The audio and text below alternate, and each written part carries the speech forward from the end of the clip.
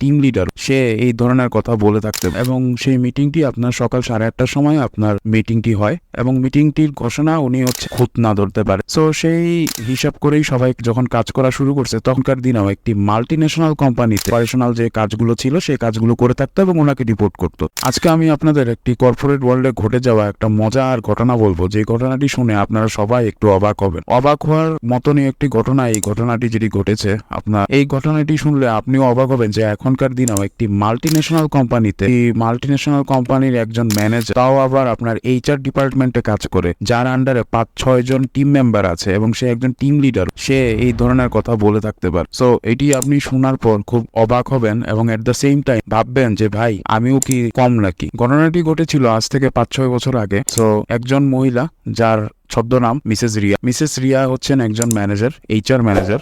উনি এইচআর ডিপার্টমেন্টে কাজ করতেন। ওনার আন্ডারে হচ্ছে 5 থেকে 6 জন টিম মেম্বার ছিল। তো উনি একজন টিম লিডার ছিলেন। সো ওনার অধীনে হচ্ছে 5-6 জন টিম মেম্বার কাজ করতো এবং তারাই মূলত মেইন অপারেশনাল যে কাজগুলো ছিল সেই কাজগুলো করে থাকতো এবং ওনাকে রিপোর্ট করতো এবং সেই অনুসারে উনি আর কি ওনার ডিসিশন বা ওনার কোনো ধরনের ফিডব্যাক আছে কিনা সেগুলো জানাতো। তো ওনার উপরে একজন সিনিয়র ম্যানেজার ছিল যিনি ওনার বস ছিল। উনি তার কাছে রিপোর্ট করতেন। ওনার যে কোনো ছুটি ছাটা বা ওনার যে কোনো ধরনের ফিডব্যাক কাজের ওই সিনিয়র ম্যানেজারের কাছ থেকে আসতো। সো একদিন আপনার হচ্ছে ডিপার্টমেন্টে নতুন ডিপার্টমেন্ট হেড হচ্ছে আপনার নিয়োগ হয়েছে। সো ডিপার্টমেন্ট হেড নিয়োগ হওয়ার পর সচরাচর সবাই একটু নড়ে চড়ে বসছে। সবাই একটু চিন্তা করছে যে এখন কাজের মধ্যে বেশি মন দিতে হবে এবং কাজটাকে খুব ঠিকঠাক মতন করতে হবে যাতে হচ্ছে গিয়ে আপনার নতুন ডিপার্টমেন্ট হেড কোনো খুঁত না ধরতে পারে। সো সেই হিসাব করেই সবাই যখন কাজ করা শুরু করছে তখন অনেক ফ্লস বের হওয়া শুরু করছে, যার ফলে তারা চিন্তা করলো যে পুরো টিম মিলে একটি যদি টিম মিটিং করা যায় এইচআর হেড জয়েন করার আগে, তাহলে সেই টিম মিটিং এ যেখানে যেখানে হচ্ছে গিয়ে আপনার প্রবলেম আছে বা যেখানে যেখানে ফিডব্যাকের দরকার আছে সেখানে সেগুলো দেওয়া যাবে। এখন রমজান মাস, তখন হচ্ছে সময় একটু সীমিত থাকে, অফিস একটু সীমিত আকারে যেহেতু ইফতারির একটা ব্যাপার থাকে। সো এই ক্ষেত্রে যেটা হয়েছে যে আপনার সিনিয়র ম্যানেজার একটি মিটিং কল করেন এবং সেই মিটিংটি আপনার সকাল 8:30টার সময় আপনার মিটিংটি হয় এবং মিটিংটির ঘোষণা উনি হচ্ছে আপনার হোয়াটসঅ্যাপে একটি গ্রুপ টেক্সটের মাধ্যমে উনি দিয়ে দিয়েছেন। সো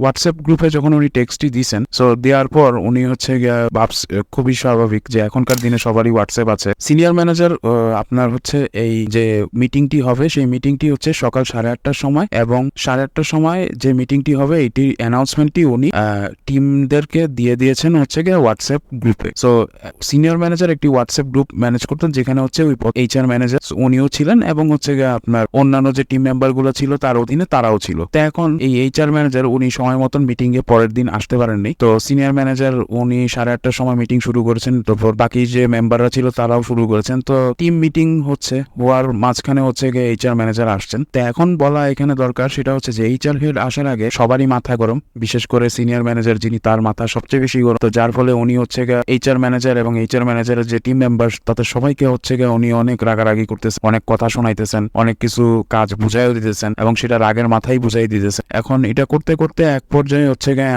মিটিংটি শেষ হয়। মিটিংটি শেষ হওয়ার পর যে ভদ্র মহিলা এইচআর ম্যানেজার মানে মিসেস রিয়া, তিনি এসে হচ্ছে গিয়ে ওনার টিম মেম্বারদেরকে হচ্ছে গিয়ে জিজ্ঞেস করতেছেন যে আচ্ছা সিনিয়র ম্যানেজার যে হচ্ছে মিটিং কল করছে এটা উনি কই কল করছে, মানে এটার অ্যানাউন্সমেন্ট কবে উনি জানাইছে যে একটা মিটিং আছে। তখন তার টিম মেম্বাররা বলছে যে মিটিংটি হচ্ছে আপনার হোয়াটসঅ্যাপে টেক্সট দিয়ে হচ্ছে গিয়ে উনি জানিয়ে দিয়েছেন। তখন হচ্ছে মিসেস রিয়া খেপে গিয়ে বলেন উনি হোয়াটসঅ্যাপে গ্রুপ টেক্সট দিছেন, তা আমি তো এটা পাই নাই, উনি কখন দিছেন? তো টিম মেম্বাররা বললো যে এটা হচ্ছে গিয়ে 4:30টার সময় দেওয়া হয়েছে। এখানে একটি জিনিস বলা দরকার সেটা হচ্ছে যে অফিস যেহেতু রমজানের মাস এই জন্য হচ্ছে অফিস আপনার শেষ হতে হচ্ছে গিয়ে 4টার দিকে, আর মেসেজটি দেওয়া হয়েছে হইল গিয়ে আপনার অ্যারাউন্ড 4:30টার দিকে। সো সচরাচরই মিসেস রিয়া খেপে গিয়ে বললেন কেন অফিসের পরে কেন টেক্সট দেওয়া হয়েছে, অফিসের পরে কেন আমি টেক্সট চেক করবো, আমি বাসায় নেট ইউজ করি না। সো তার এই কথাটি শুনে আমি বাসায় নেট ইউজ করি না, এই কথাটি লিটারালি শুনে সবাই একটু অবাক হলো। সবাই একটু ভাবলো যে ওনার অ্যাকচুয়ালি এখানে উনি কি রাগটা অ্যাকচুয়ালি দেখানোতে চাচ্ছেন বা এই রাগের জন্য অ্যাকচুয়ালি কি লাভটা হবে বা এতে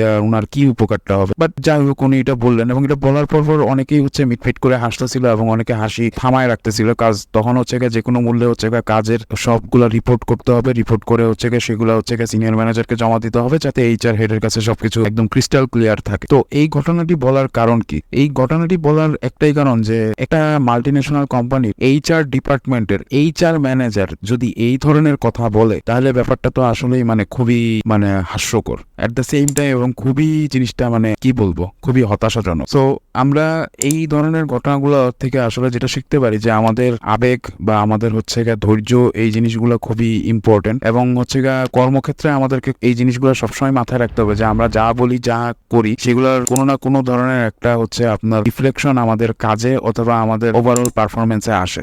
সো আশা করি এই ভিডিওটি দেখে আপনারা বুঝতে পারছেন যে আমি আসলে যেটা বোঝাতে চেয়েছি সেটা যে সবাইকে আমাদের সতর্ক হয়ে চলতে হবে এবং আমাদেরকে সবাইকে একটি সুন্দরভাবে কাজের পরিবেশ মেনটেন করতে হবে। আল্লাহ হাফেজ।